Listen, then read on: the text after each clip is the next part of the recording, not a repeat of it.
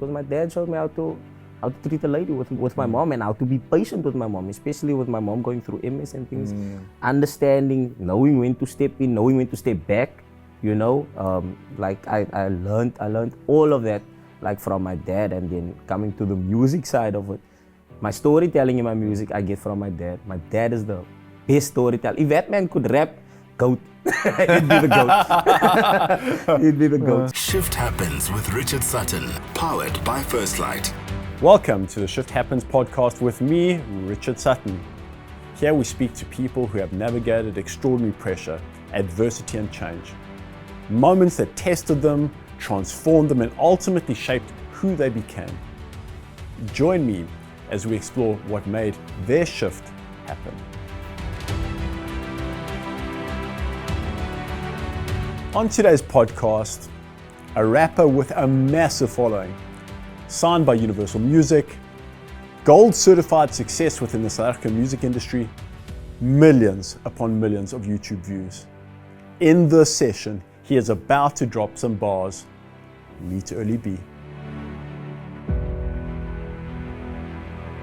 Bloemendal. Take me back there. Not so much the place, but the feeling. It's hard to explain that feeling, but it's home for me, man. It's you get home, you hear, like you wake up in the morning. I'll take you through it. You wake up in the morning, you hear kids playing in the street before they on their way to school, but they playing that last game of King. King is like you know the street has like how the roads are structured is like 4 blocks in it, or we will make 4 blocks.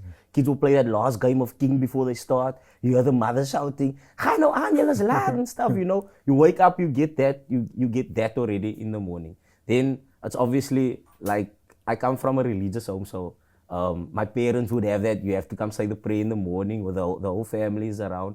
You do your gebed and stuff, and then you move out. So it can go either way, whether it is on the good side or the bad, but Bloemendal is still a vibe, and all hoods relate. That's what I can say. All areas relate. So what did growing up there teach you? So much, but for me to also understand the fact that not everybody is in a good space, you know, and then also when you experience somebody going through something. A lot of times when things just get good for you, it's not like you see it as the other person looking at you like, I don't want you to win. It's not that. It's that person looking at you from hurt, like, yeah, when is it my turn? You know? And a lot of times that feeling is misunderstood for hate, and that causes more turmoil. Me coming from hip hop, it's a very competitive type of culture. So me rapping and another rapper, or really us rappers, 100% you know, rappers are like, I'm the best, you know, and then another guy would be like, I'm the best because this is my situation. And all of this is our stories that we tell. So I will tell you about Bloemendal. That's why you'll hear funny dialogue in my stuff. It's my story from Bloemendal. And then another guy would be like, who was maybe not, I would say like, not as privileged as I am to have both my parents at home. He would be like, I started here without any parents, bruh. I'm realer than you. But we both from the same place, bruh. You know? So it's like, I looked at it afterwards like, bruh, you don't even know my story. And then that's what caused a bit of turmoil. But me looking back at it now, it's like, yo, bruh, I was actually like looking at you from, like you were looking at me from a hurt place. And if I recognized that or just saw that and reached out to you and maybe let's do a song about that, like, you know, the real about being real. And was there any instance where someone's success motivated another person to work harder, try harder, be better? Definitely. It's the monkey see, monkey do type of thing on the one end, when it's like, I'm a will no rappers, yes, but then on the other end, you look at people looking at you, the way you moved through the how can I say, I almost said through the trenches, but now taking your steps, people will look at it like, you see when that guy did that, I want to do this when it comes to like working wherever I have to, like taking that mentality, man, you know. So for me, it was a lot of times looking at the guys, and this is me now, just looking at it from a perspective in Bloemendal, looking at the guys like how they used to sell cigarettes, you know. It was always like, take a cigarette now, gaan later geld krijgen. Knowing that you're gonna take another one, maybe in a couple of minutes or so, I'll give it to you, it's no problem. But then you're gonna have to pay me later on, but then you don't have the money, but now I'm gonna start charging you a bit more. You know, it's a type of thing like that. And then I was like taking that formula and I was like, how can I take something like that and still keep the people with the music, man? You know what I'm saying? Because firstly, you need to get the clients, you know, or the customer. So I was like, how do I tap in and get you to like come back and get another song from me or something, you know? And that's when I started like giving songs away for free, and a lot of people didn't understand, and they were like, "Bra, what are you doing? You're messing up the formula. You're gonna get..." Bra, so we did mixtapes. I'm so sorry, Richard, I'm getting carried away. No. That's fascinating. So we did mixtapes back in the day. So mixtape is almost like also, you can use a beat, but only for promotional purposes. So let's say I used a song by Youngster or something. Let's make an example. People are gonna look at me like, why did you take Youngster's song? But I'm not selling the song. I'm doing this for promotion. Like, I'll add a verse to Youngster's thing and then send it out. People will be like, okay, I actually like this version.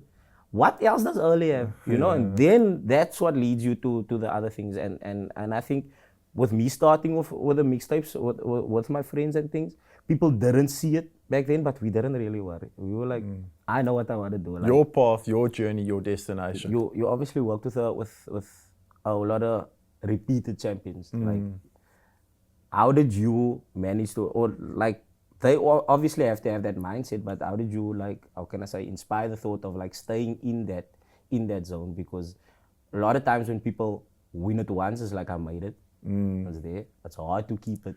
But like, sustained success is the yes. toughest challenge, and it's one thing to be successful. As I mean, you've done incredibly well, so you know all about success. Still working, bro. We're all working, we're all trying our best. I'll tell you something.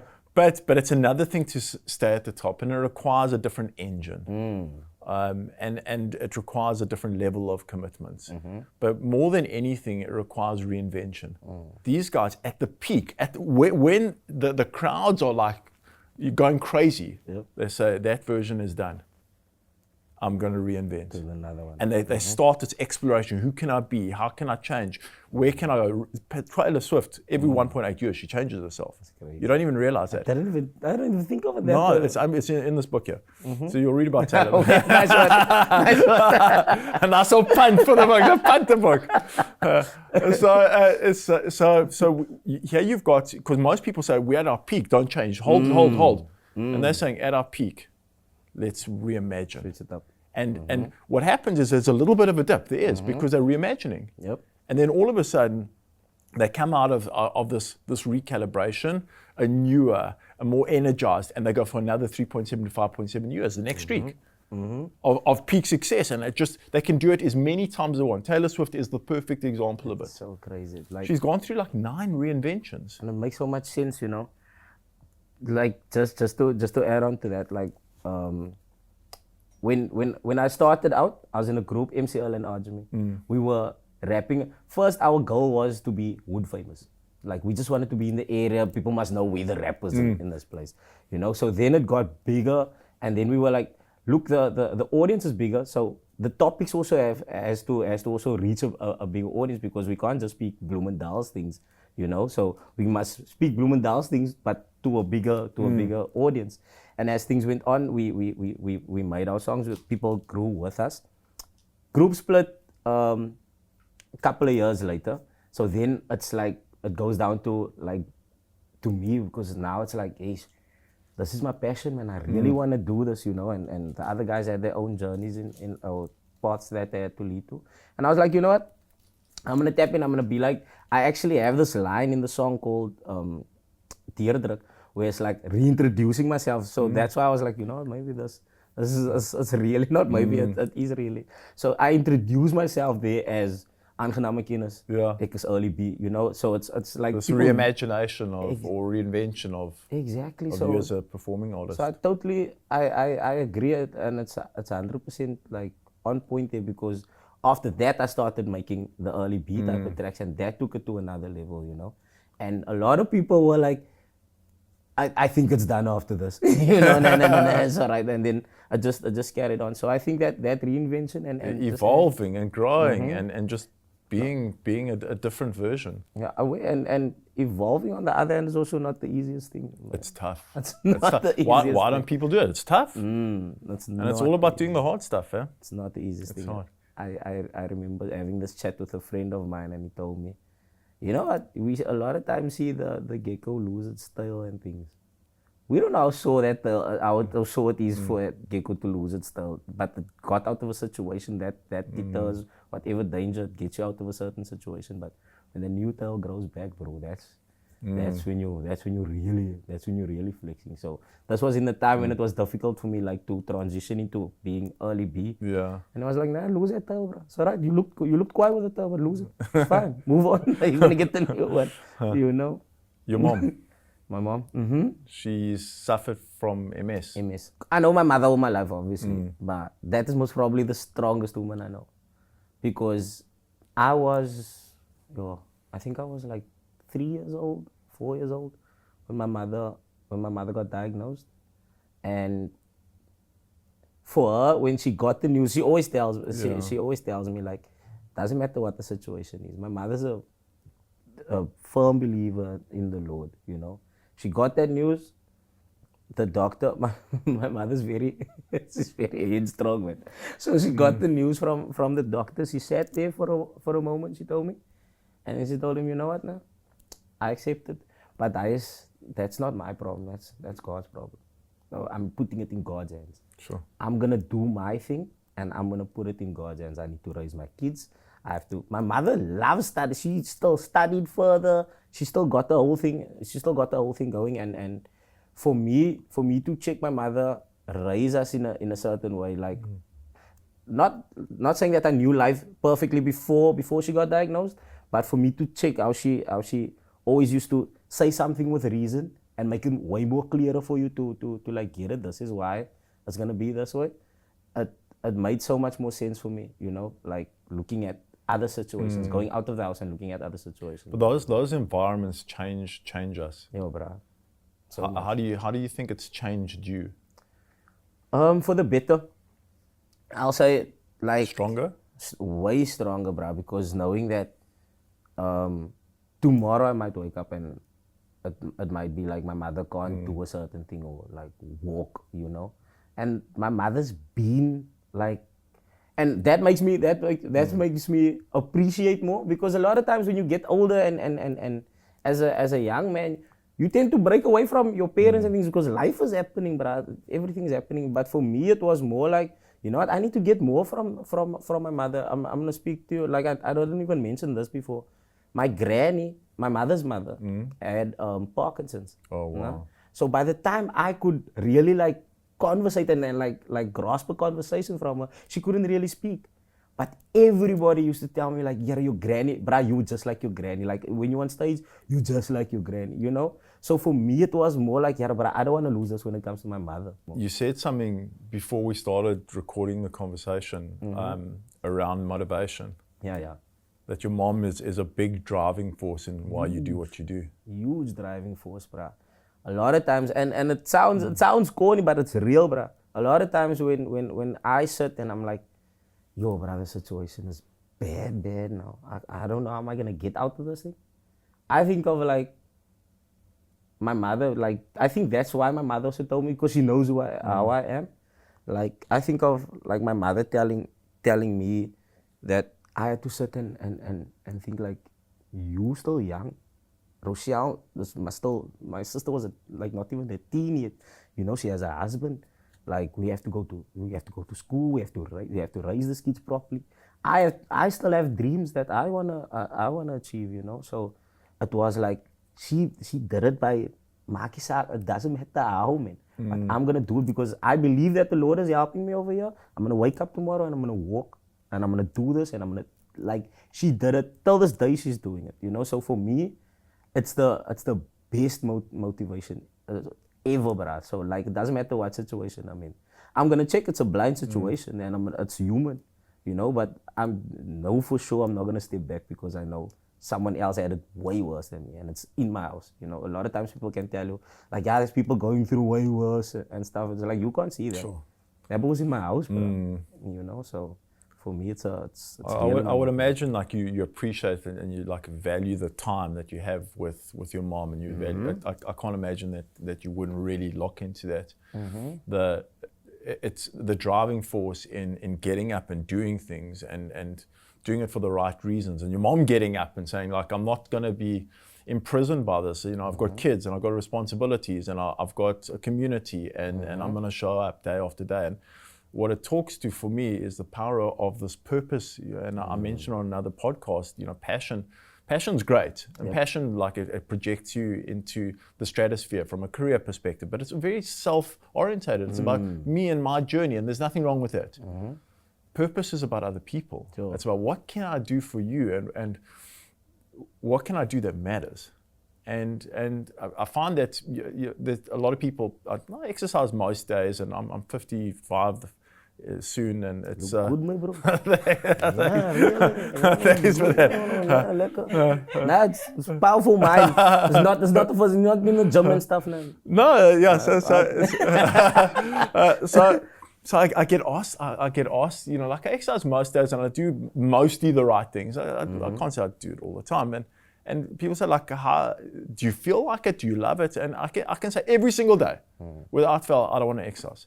Every single day, I don't want to exercise. And I'd much rather have the pizza than that boiled broccoli. I'm much rather. But I've got a 4-year-old daughter, and I've got a 7-year-old son, and I've got an 8-year-old son, and I've got these little people, and I've got to be around. Yep. Your dad. Your dad, I mean, there's stories about a harmonica. And there's a lot of stories about a harmonica. My dad. Tell us about this harmonica and the relationship with your dad and you. And my dad is my parents are the world to me, my bro. So for me to speak about my dad is almost like speaking about my hero, because he's a hero in the neighborhood. I tell a lot of people, like, life was a bit easier for me growing up in Bloemendal, because there's a lot of negative things happening, and we used to move around as youngsters, move to different areas, which wasn't the safest thing to do. But for us to walk in another area, guys would be like, "Loza like this, Butsa like this." You know, it's because of who my dad was in the neighborhood.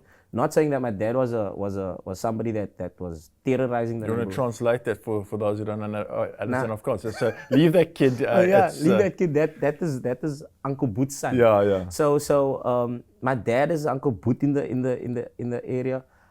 A father for a lot of kids. My dad's a mechanic. So a lot of kids, a lot of single moms would even like send their kids over to our house. Go work with Uncle Boot, go help him. Because what my dad also installs is like the discipline of like knowing when to talk, not saying that it's like a school or like a boot camp or something. It's just like discipline. We ease in. It's safe. You know, there's an idea. You know, I get asked the question like, how can you create resilient kids? And resilient kids, resilient adults are a little bit different, but ultimately, if you want a resilient child, you have to create one condition. Yep. You got to make sure that kid feels safe. That's it. And for me to like touch on another thing of my dad showed me how to, and I think that's why I'm also heavy cautious when it comes to relationships and things, because my dad showed me how to treat a lady with my mom, and how to be patient with my mom, especially with my mom going through MS and things. Understanding, knowing when to step in, knowing when to step back. You know, like I learned all of that like from my dad, and then coming to the music side of it. My storytelling in my music I get from my dad. My dad is the best storyteller. If that man could rap, GOAT. He'd be the GOAT. He'd be the GOAT. So the storytelling comes from my dad. He used to tell us Bible stories, but make it seem more real. You know, like he'd make it. He put some points in the story for us to like relate to it. You know. And that was way easier for me to also understand, and I think that's what I incorporated in my music, with him playing the harmonica. Like he's so good. My dad is a talented guy. He's actually the musician in the place. He used to blow trumpet as well in the boys' brigade. So he has a trumpet at home, and this one day I was like, you know what, I'm gonna start playing an instrument. I love the piano. My mother taught me how to play chopsticks. I was like, that's the only thing I need to know, mommy. Thank you very much. So then my dad hands me over this trumpet and I start blowing this thing. He shows me how to blow it. I'm blowing all night, and the next thing I take the mouthpiece off and my lip is swollen and just like that. I was like, nah, it's not my vibe. I'm sticking to rap. so I must say, you could have been a trumpeter. I mean, that's, exactly. Thanks, bro. If I just kept on. Just in 10 years. Yeah, that's true. So I think the influence comes from my dad too. Like a lot of the influence comes from my dad. And like I mean, you've had extraordinary success, and we're going to talk about that success. But it all began, from what I understand, is you took a old set of call center headphones. Yep.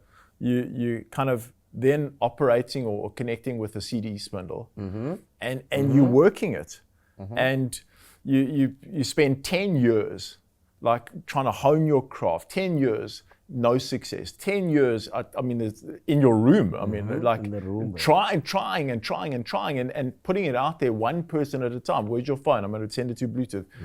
Put it on there was even in like work night cruise. Yep. You want to tell me more a little bit about how you kind of were pushing the music at that stage? It was a beautiful time actually. If I think about it now. So we initially tried to get our songs on the radio. There was a local radio station, and much respect to the local radio station. They were like, guys, the songs are good, but the quality is not that good because I used the microphone from the headphones. So they're like, the quality is not that good, bro. Maybe go to a studio, re-record it. And we were like, we can't re-record this song. Like, we can't get back into that feeling now. So we stepped away from that. We were like, nah, we don't want to be, we want to still be like yelled under. We were like, now we're gonna do our own thing. So what I told the guys was, don't say anything. What we know is every young kid has a cell phone, and the coolest feature is Bluetooth. So we must make it cool enough for that. That time you could, if you had a memory card, and then you could have a lot of songs. But if you didn't have a memory card, you can only have like 1 or 2 songs, depending on the size. So we were like, you know what, nah? For the ladies that don't have memory cards, we're gonna make the song cool enough for it to be a ringtone. That's when we, that's unbelievable. So that's when we started like, okay, now sitting in the studio, crafting the songs, and like, okay, this can be a ringtone part. Now we're gonna send this thing out to the people. And what happened was, we were like, okay, we can have this. Ajmi was on a different school compared to myself and MC. So I told Ajmi, okay, right, you have different grades. They get 1 light in each grade because they started knowing like our songs. So I'm like, get 1 light in each grade. Bluetooth the song. He's the only person that you're gonna send to every time you come to school. We're like, okay, now cool. That turned into different people from factories coming, like people working 10-6. They were like, brah, can I send this for the ringtone? For the song, bruh, because they were like, I want the song because everybody's playing it, the phone's ringing and it's ringing over there. Yeah. What's the numbers? I never earn an Arjun. So we were always like checking how we can tap into that. My dad thought I was dealing drugs because taxis started pulling up at like, this was now the spindle time because it moved so much that the guys wanted all the songs. And I was like, okay, we're gonna have to do a spindle. So it used to be like the 25 disc and the 50 disc, 100 disc, but we used to move the 50s. So anyways, so what we did was I used to burn CDs for guys on taxis, but it was also, remember the taxis were the in thing for the school kids back then. Yeah. We had the loud sound, like 15s and stuff, so we made sure our songs had bass and all that for the taxi guys to play it and for the guys to get the kids to come ride in their vans because they're playing that Earl and Ajami song. So we used that as marketing. We also distributed that way. So we had all sorts of people just pulling up at my house. My dad was like, what, Maggie? So like, did he know? I mean, it's like, you created such a groundswell. I mean, it's really like a lesson for everyone. You found a way. Yeah. You found a way. Facts. But you have these 10 years and you're working and you're trying hard and you're pushing and you're putting everything into it and nothing is happening. Richard, that's the hardest thing. I think that's the tough thing because you remember we just finished school, no? Our friends are starting to like, this is the culture, or used to be the culture in PE. It's either you're gonna go work at Transnet, VW, Continental, like if you're not gonna go to college or something, or you're gonna have another retail job or something. So what happened was, my dad even came to me like, I get away by Transnet, and I'm like, nah, Dad, I wanna rap. I was like, my dad was disappointed. He was like, wil jy nie werk? Don't you want a real job? You know, you want to rap here in the room and things. At that time, we didn't understand the whole thing, you know, and watching your friends in the morning, going to work, bruh, seeing this guy getting a car, he's moving out of the house. I'm still by my mother's. I'm at my mother's place rapping, you know, like In the bedroom. in the bedroom, bro. Like you get this odd, like you'll get to a certain place and people speak to you. How's the rapping thing going? You know, and you're like, bruh, Yeah, it's going good. I haven't moved anywhere. But you it's, know. yeah. So it was really Sure. that What was kept you tough. going? Like, how did you find how did you find the motivation to keep going? I think it was just the fact I believed that there was something, and I'm like I said, like my mom's very headstrong, and if I believe in something, I'm gonna push until I'm gonna make a way. Like the radio found- station yeah. didn't want it. We were like, okay, we're gonna make our own radio station, Bluetooth station, call it the Bluetooth station, like do it our own way. It looked like it wasn't gonna happen for me for a long time, and people were like, "But maybe you should, man," because I love cars on the other end. So they're like, Did you study after I school? started for a little bit after school, but then I started touring. So then I told my mom, "Look, I have my diploma at least. I know how to work on cars. So can I hit the road?" She was like, "You know what? I'm gonna give you the shot." She came to our first show, in the neighborhood, like just to see like if we're on the right track. My mom brought my granny, my dad, my aunt. Bro, I'm so glad they came to that show because that show was packed. It was Validated. packed, bro. So for me it was. I think they believed it after that, not knowing that we were gonna have a whole lot of empty shows after that one, going trying different places. But I got the belief from my parents and the support from them. After seeing that all these nights that he was in the room was actually led to this. So. But you know, there's in between the lines you mentioned, you know, there were empty shows. Yo, You know, to arrive and you know, you have these hopes and you have these expectations and you put in all the effort and there's a handful of people and it's like it hurts. sure, bro. It hurts. Especially like when you. What do you tell yourself? Like, what do you tell yourself in that moment? Funny thing is, you know what was funny? My friends always used to come to me and ask me like, "My bro, now what now?" And I'm like, "Bro, I'm going through this with you," you know, because we had this chant even like the people at the back, please move to the front, because it was that empty, bro. Yeah. You know, so it was always just on to the next one. We tell, and my what I always told the guys was, those people that came to our show, you give them a best show, my bro. Yeah, it's funny you said that. You give them the best show, they're gonna tell someone else. Because I always believed it. I'm gonna go tell you what I experienced now the other day, you know. So I was like, we give them the best show, and we're gonna come back here and we're gonna peg this place. It's always my motto. You know, it resonates a lot with me because a lot of my work is I speak public at different events, and sometimes you have these breakout rooms where you have 10 speakers and they all get their designated room, and whoever wants to go wherever, and you're sitting there and just, oh, please, you know, don't be empty, don't be empty, don't be. And there was like, there's been a couple of times where a trickle of people come in, and think, yeah, but what I tell myself in that moment is that I'm going to make this experience. They are going to leave here moved. Yep. And it's me and them, and that's all it's about. And I'm going to make a difference. And it always kind of got me through. And you know what? I actually appreciate the smaller rooms because it gives me the opportunity to connect them. Because in a big like if you had a festival like 20,000 people, you can't connect with everybody like right at the back and have that conversation with them. You know, for me, my shows is very interactive. So if it's a smaller room, I can actually use them as well. Like they'll be a part of the show. You know, so I appreciate those moments because that also helps me build that core to make a bigger impact. You know, I'm thinking, I'm going back to the 10 years, and I'm thinking about this. And 10 years is a long time to try. And there was a principle that I uncovered, or it was an experience. So I worked with many athletes, and I worked with many businesses and many founders and leaders, and there's this principle I call slow, slow, slow, slow, fast.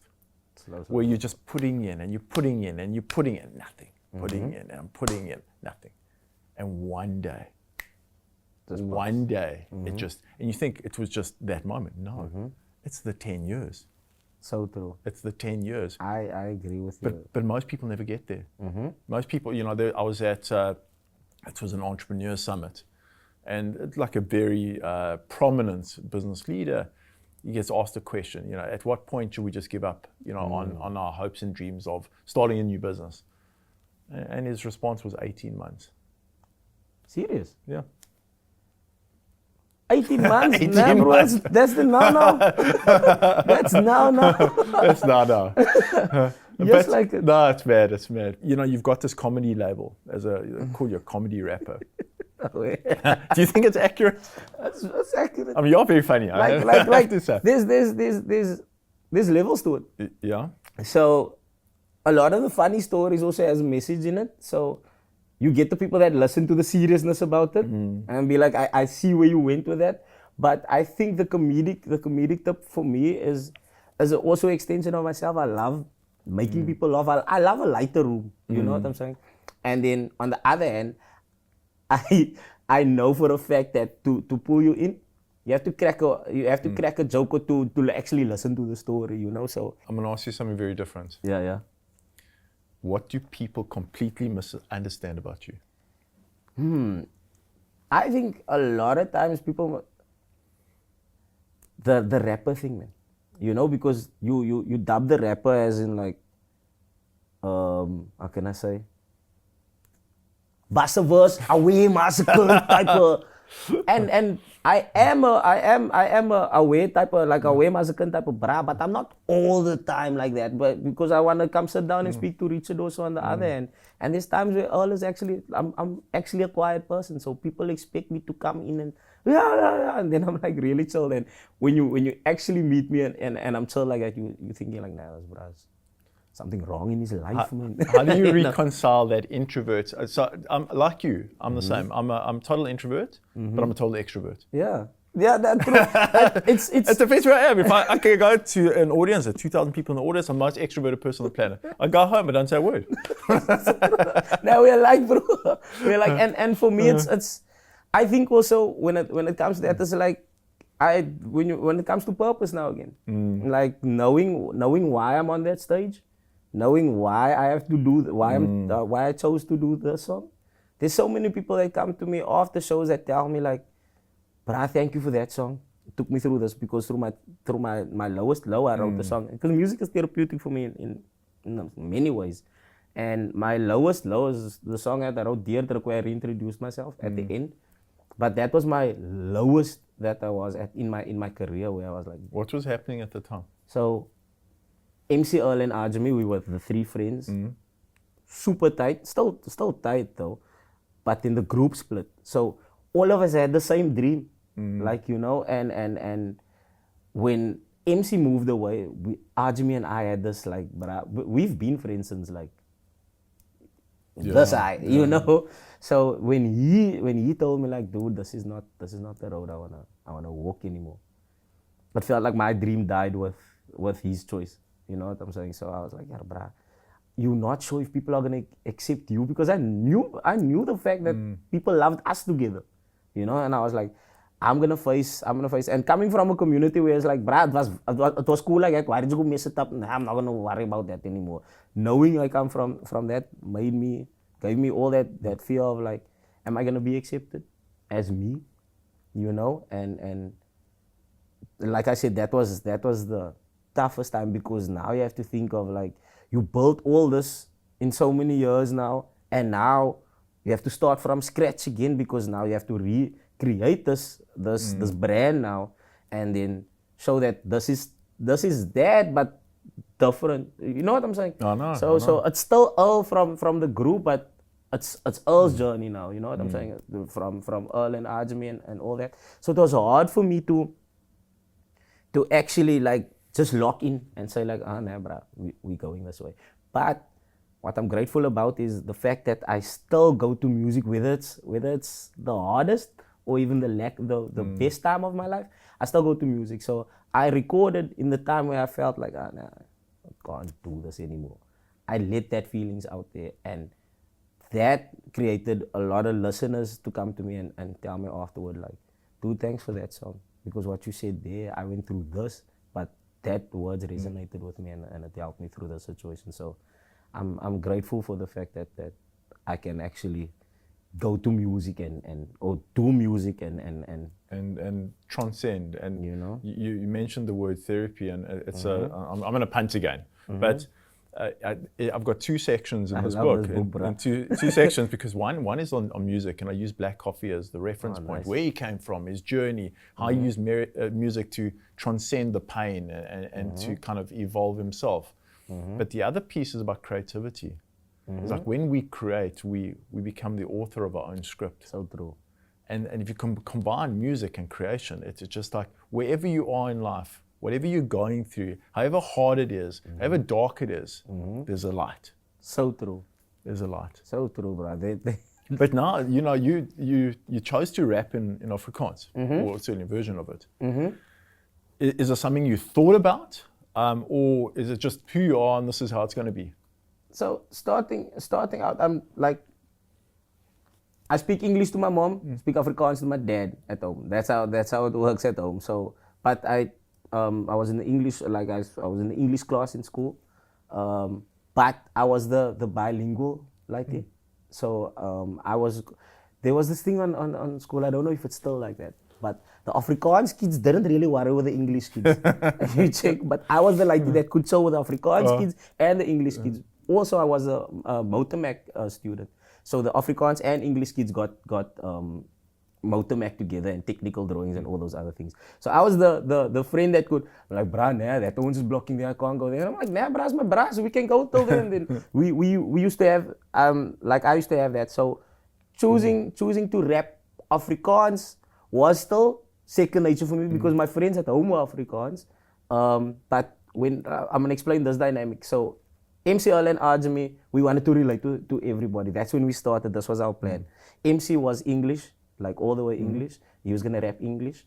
Ajami was gonna rap all the way Afrikaans, and I was gonna do the mingles, kind of mixing between the, you know. So when it went into early B, I was like, I'm just gonna be me. So I do still drop an English line here and there, but I speak Afrikaans too. So I was like, this is my choice, and I saw the gap. Like I was like, you know what, this is a gap, because there's so much happening in the English market, but I was looking at the Afrikaans rap and I was like, nah, my bro, we have to step this up here, you know. So that's when do you think it also is quite meaningful to your community, like just so that you know this we authentic. This is very much, you know, we're not kind of moving away from. But the question is, would you reimagine that? Would you do it?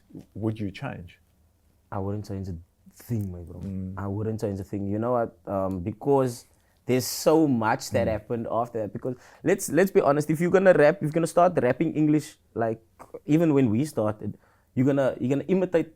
You're gonna imitate either Western culture or something, like the Americans or something. Like you're gonna imitate that sound, because that's what you listen to when you started with the hip hop thing. So it started off as an imitation, and me also speaking to more elders in hip hop. They were like, bruh, this is an extension of yourself. You need to be true to yourself. You must have the knowledge of yourself. Authentic, huh? You know. So then that's what led me into like saying, okay, now I'm gonna rap like I speak. So a lot of people tell me, you sound just like you're on the songs. So I wanted to do that. For me to like be comfortable as Earl Afrikaans now and in English, made a lot of guys feel comfortable to rap in Afrikaans and English, so mingles. What we are about to talk about now is just stratospheric. You've had this journey. I mean, you're hustling every single day. You're finding yourself. You've had the disappointments. You've had these kind of breakups. You've reinvented yourself. You're sitting in the room. You've had these empty crowds or empty venues, and all of a sudden, it's slow, fast. Fast away. All of a sudden, you've got, Ben 10 guys like, gold certified, millions upon millions of views. I mean, that goes stratospheric. You have two songs in the top 10, which is an achievement in itself. But you become the first Afrikaans hip hop artist to be signed by the world's biggest music or recording entity. How did that unfold? How did that come into being? But it all felt like a blur to me in that moment. But looking back at it now, bro, you know what? That song, like the song when I reached my lowest low, it was me preparing myself, man. It's like, bruh, doesn't matter what's gonna happen now. I know how tough it was, but I'm gonna grind twice as hard now and get to this. So I jumped on everything I could. Jack Barrow. I used to open for Jack Barrow many years at the club in PE. It's called. It used to be Shakes. It used to be Club Shakes, and I used to open for Jack Barrow. And every time when I opened to him, I used to give him a CD. I'm like, just listen, my bro. Just listen. I don't want anything. Just listen. And one day, out of the blue, Barrow sends me like 5 beats. And he's like, dude, I'd like to feature with you, man, but choose which beat you like. And I was like, you know what, brother? I'm gonna rap on all these beats and send him all this back. Next day, 2 days later, I sent him the tracks back. I'm like, you choose which one you like, brother.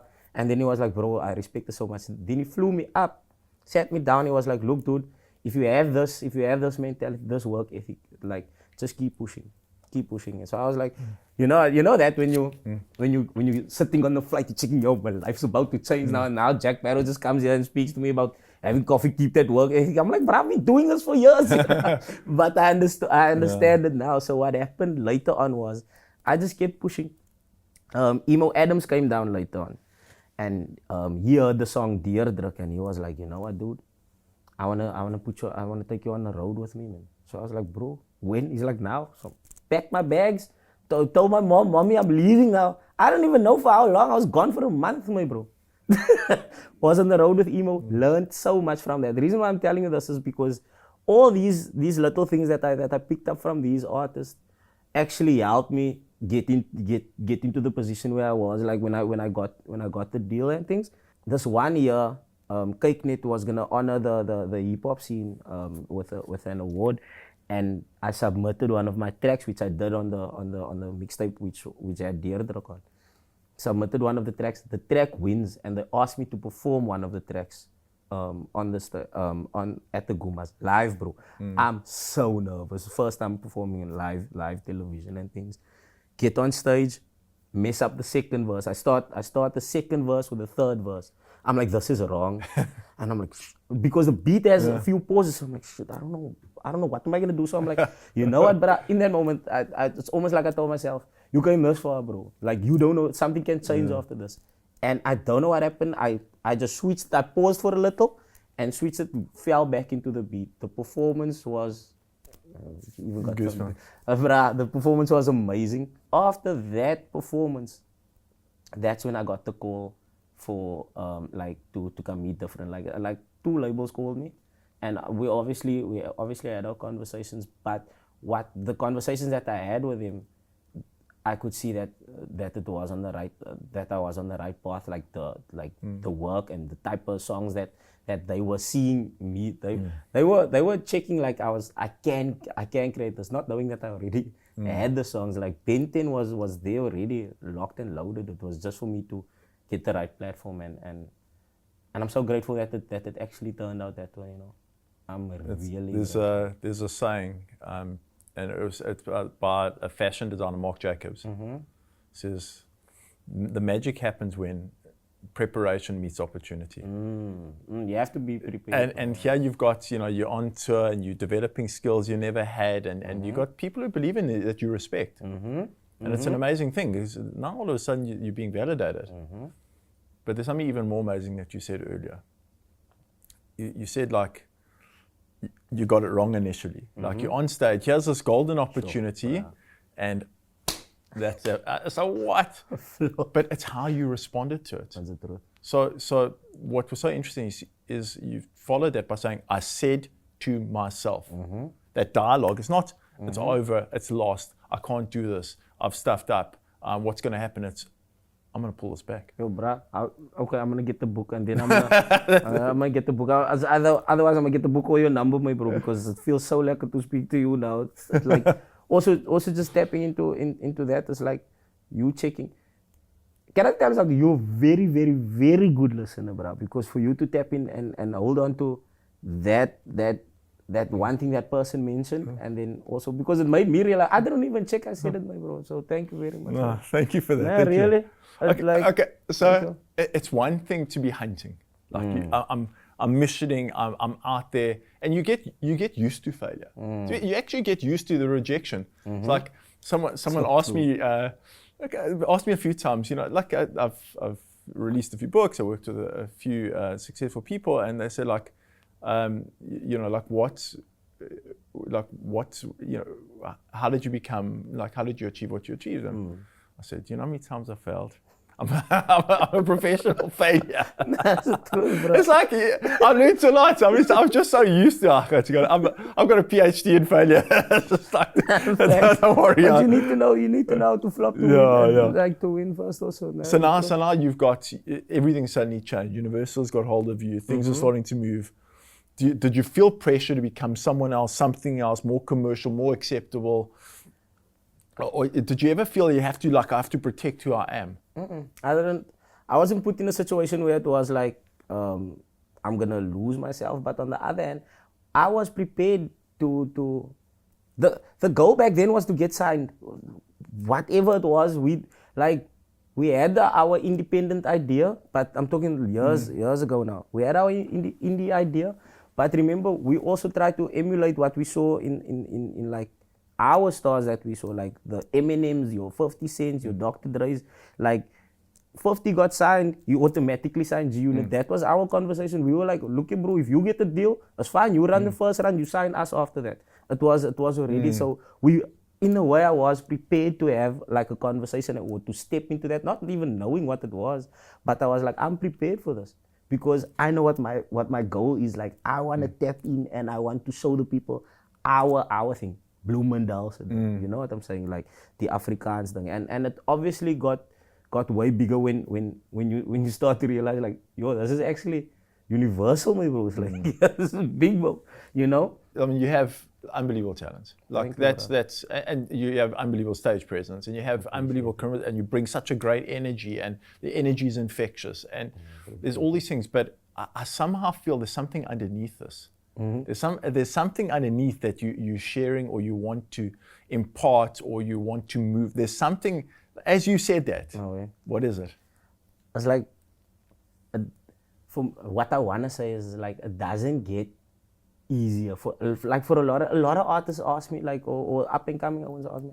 It's like not that it doesn't get easier. The work is still there. You get used to working that hard, my bro. You know what I'm saying? So when like a lot of cats would come to me, because TikTok now, it's okay to speak about platforms and things, must not. So TikTok now will make you have a hit. You can start recording today. Say something very funny or very catchy. Tomorrow you'll be on everybody's For You pages and you'll be popular, you know? And a lot of times you are aspiring to be an artist, but you don't know the whole thing yet. So what you're gonna do is you start getting bookings. You're not gonna work that hard anymore. You're not gonna be in studio like you still want to make it because you made it type of thing, you know. And what I tell a lot of cats is like, guys, just be prepared, bro, because once you hit the road, it's gonna be like, what's the next thing gonna be? And when you're on the road, you're experiencing so many other things for you to actually remember what built that. You know what I'm saying? So for me, it was like, I just kept working, and I love the work, like jumping into studio and what do you want the audience to experience from your music? I always say the music is here longer than it will be longer than what I'm gonna be, and what I just wanna share the light, man. Light. I wanna share the light with everyone. My granny always used to tell me at my birthday. And I think a lot of people's grannies tell them that is like, let the light that shines on you shine through you and to the other people out there, you know. And I think, I mean, in these times, I mean, with all the complexity in the world, all the challenges in the world, I think it's a massive thing. There's not a lot of it. So it's big. The mission's big. True. And I'm willing to step into it and like I say, purpose, like if we're talking about purpose, I feel like the purpose is to make light and also to make it lighter. You know what I'm saying? You know, so I shared this. I can't. Maybe it was with Rachel Khaleesi, and we in conversation we're talking about the things that enable us, the things that make us better people. And if we've got people around us that encourage us, it makes us better. If we've got people around us who push us to be better, like a visionary, we be better. If we've got people around us that support us in different ways, we can be better. And it's all kind of things we know. But one of the big pieces in us being the best version of ourselves is this lightness. Yep. And there's in so few contexts in life are there people or experiences that make it light. That's the truth. That's the truth. And we must also remember to make it light for ourselves, because we are. I need to take that lesson. You need to teach me. Facts. Yeah, we also just need to make it light for ourselves. Also to remember that you are with you all the time. Yeah. So, as is so ernstig. It's not that serious. Agreed.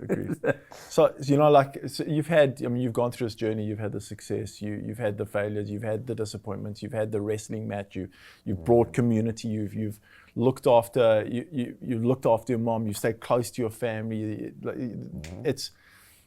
You've arrived at this point, and I think it's just beginning. Please God, it's just the beginning of like stratospheric things for you. I accept it, and I believe it, and I'm willing to step out into it. Hence the reason why I asked you earlier, like, what's your approach to like, because not saying that I feel like I made it now or anything, but like I'm always open to learn. Like your approach to somebody that like did it and that must take it to that next level. Because you need all that tools. Yeah, you need that self-belief. You know you have to work that hard, but it's always you must get a little bit more, because you know what took you to this side won't take you to the next level. Exactly. You have to reinvent. You know. But what matters now? Like what is, you know, it's the career is one piece. What matters to you right now? You know what? I said, like, family first always, you know. My goal is, with the music that I want to leave, is like just to reconcile like that all of us can still party lekker together. We can still be lekker, and also just leave the knowledge for the up and coming artists that it is a long game. It's not a tomorrow and finish and clear. You know what I'm saying? We have to look at it in a certain way, and knowing the difference between South Africa and the States. The States has 50 odd states. Like, we have South Africa, we have so many places to perform in here. Look after this career. You know what I'm saying?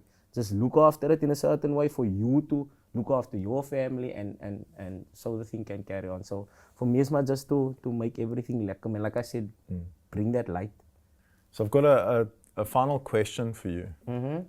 And the question is that when everything is stripped away, so the recognition, the noise, the expectation, what's left of you? And do you feel that's enough? This is being your world. Yeah, that's the truth, no? For me to look at it in a way like that, what's left of me, I think I'd still be the early B that you hear on the tracks. I'd still be early B at home though. Like, how can I say? A serious situation. My mother would would agree with me on this. Like, there would be the most serious situation, and then I'd listen to this whole thing, and then I'd be like, yeah, that story, and then I'll have an honest like a very serious answer, and then flip that thing into a comedic thing, and then they'd be like, yeah, it would always just be also. I think I'd still be family orientated on the one end. Love cars, I'd surely be in the garage rapping about spanners. But I'd really be okay, because I'm somebody that is I'm chilled with being alone by myself, and I'm also okay with being in the crowd and like chilling with the guys on a regular basis. I go to shows like Honda Day. I don't want to go there as early B. I want to go as a Honda fanatic. Walk with the other guys, be in awe of another car, you know. Your favorite car? Honda, bro. I'm a Honda. Also, reason being, I see parallels over there. It's like people look at the old Hondas, the Civic Ecos. They'll be like, small engine, making a noise. I look at it the same way. If I walk in a room, the short guy, what's this guy doing now, you know? But let me rap, you know. Give a Honda a skunk 2 cam or turbo or something. It will make a lot of other cars shy. And I love just building cars. It's like a Lego Honda, so it's like a supersized Lego. Facts, it's so interchangeable. You can take the newest Honda's parts and put it on a 96 model Honda. And it would work, bro. Flies. Like I'm building a car now with the newest Honda's parts. You know what I'm saying? K series, newest, but a newer version. You know, so I'm building a K series right now.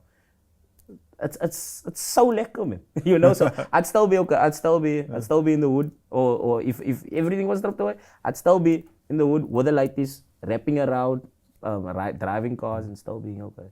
You know, it makes me think of, there's been a lot of research on happiness.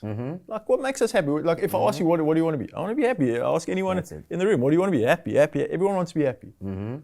So what makes us happy? And there's 4 theories on happiness. So one theory is that you can't be happy without community and family. We know that. That we know. That's the truth. The second theory is that you can't be happy without a mission or purpose. We know that. Like we understand that. Thanks. The third theory is the most, I think, the most profound, is that we can't be happy unless we're present. Yeah. So it doesn't matter what we're doing. So when you're working with your Honda, you are present. It makes you happy. Have to be in that moment. When we're in the moment, we are happy. And this is what life has stripped us from. Because what's happening with my phone? Happening over there? Who emailed me? Or like, so true, bro.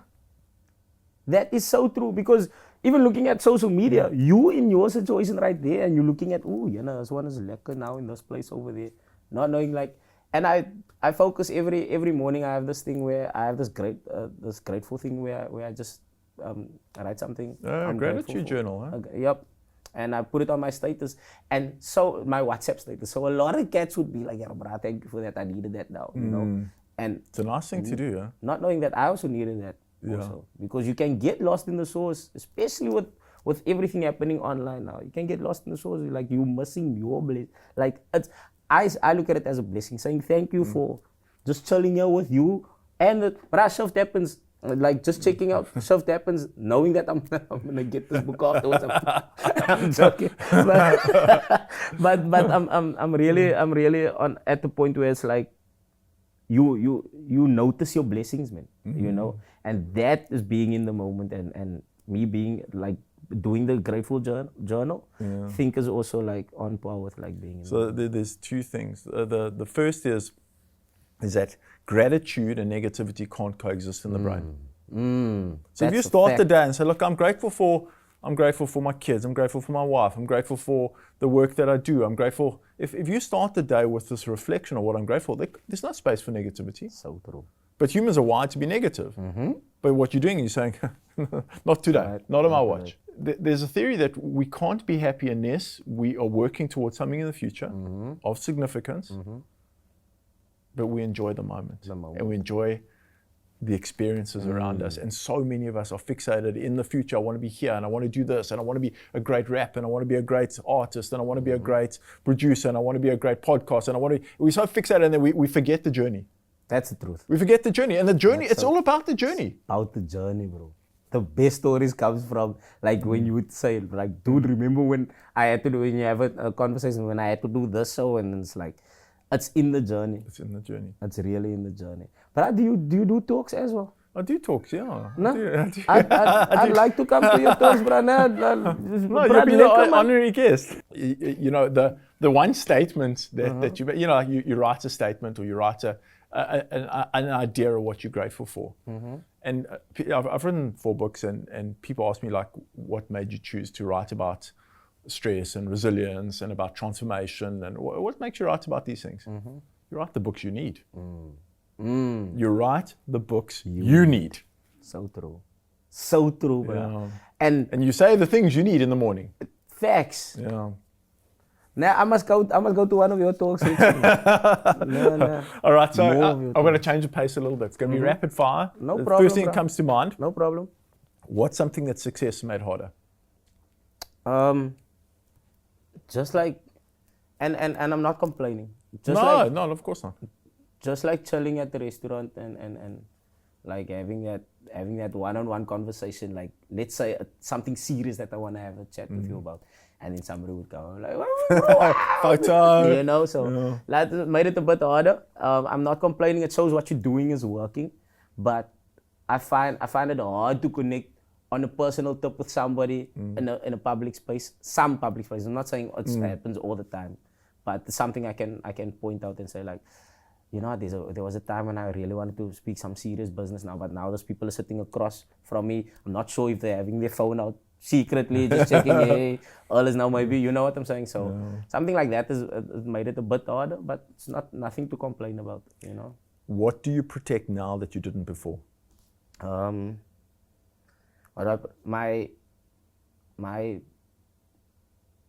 I'd say my relationship, my personal relationship. I always tell people, like, my relationship is private, it's not a secret, you know, because experiencing it beforehand with previous relationships, it brought so much drama, you know, and unnecessary arguments and unnecessary situations.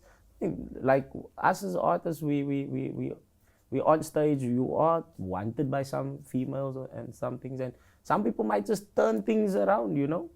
Even though you might be a stoute bra, a naughty bra on the one end, you might have not been naughty on the other side, but that story would be believed, you know what I'm saying? So stuff like that would be more private. I protect a bit more, but otherwise I'm easy with it. What still scares you? What still scares me? Not having a good show.